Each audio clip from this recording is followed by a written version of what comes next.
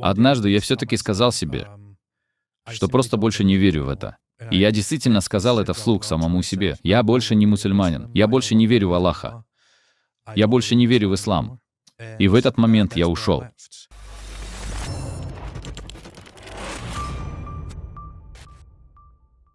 Был ли какой-то переломный момент? Было ли что-то, что, по твоему мнению, просто не могло быть правдой? Была одна конкретная история. Я уже рассказал о солнце, звездах, небе и всем остальном. И в Коране, конечно же, есть все это. И мусульмане часто утверждают, что это научная книга, а не сама наука. Коран явно связан с наукой, с окружающим нас миром природы, чтобы доказать, что автор Аллах.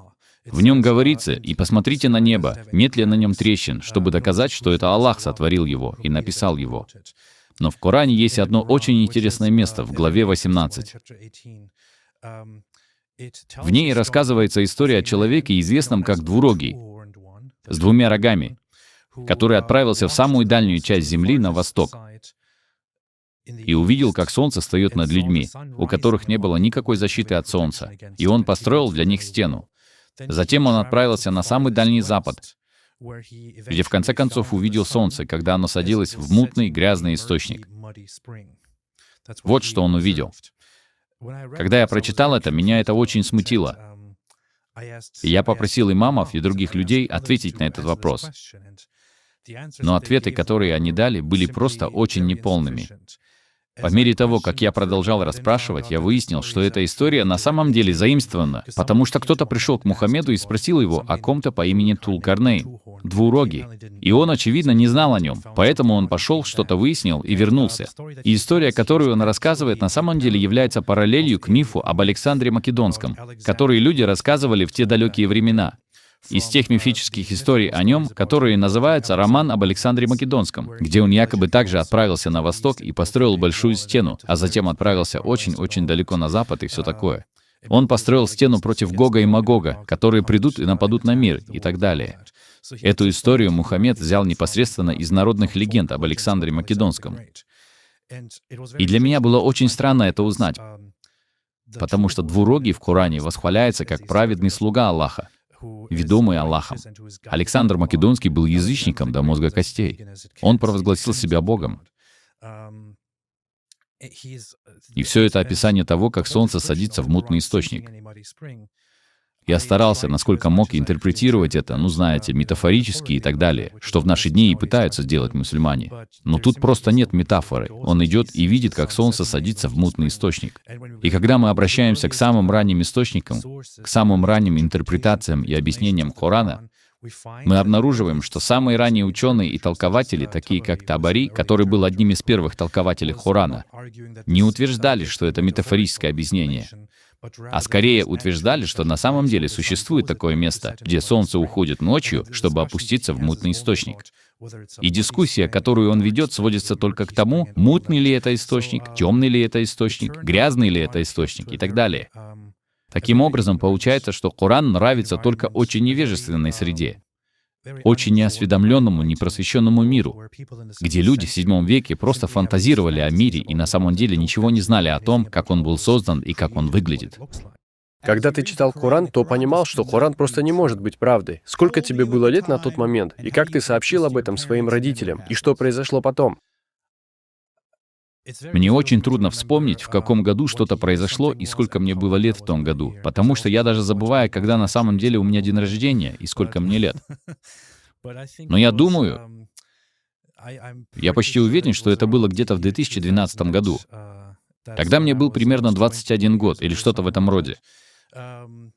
На самом деле, в 2013 году я принял решение, что нет, это все ложь. И именно тогда я принял решение полностью оставить ислам. Затем, спустя год после этого, я все еще сомневался в вере и во всем остальном.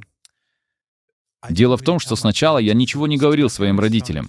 Моим родителям очень нравилось, и они были очень рады тому факту, что я сидел и молился, и, знаете, старался быть хорошим мусульманином и все такое. Потому что это было самым важным для моих родителей. Они действительно хотели бы видеть меня хорошим мусульманином.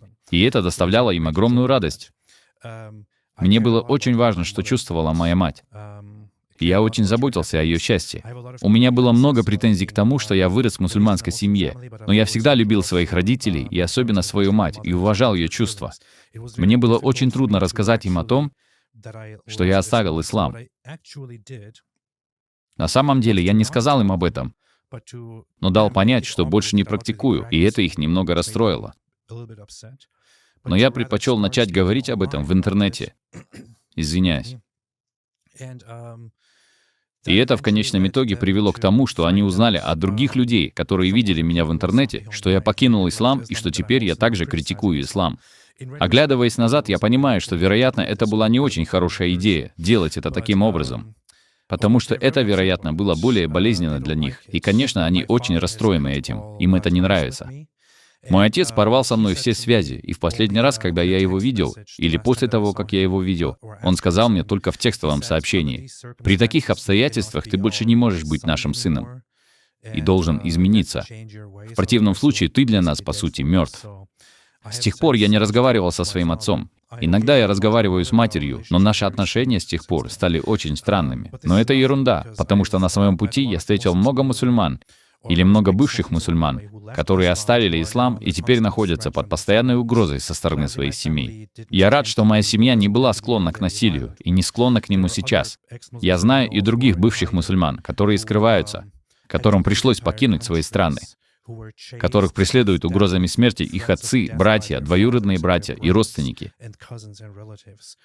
Их преследует правительство, при которых они жили. Так что быть бывшим мусульманином очень сложно. В настоящее время, когда я высказываюсь открыто, мне постоянно угрожают смертью. Иногда это просто разговоры. Иногда это кажется более правдоподобным. К счастью, я в Соединенных Штатах Америки, где нам гарантированы наши свободы.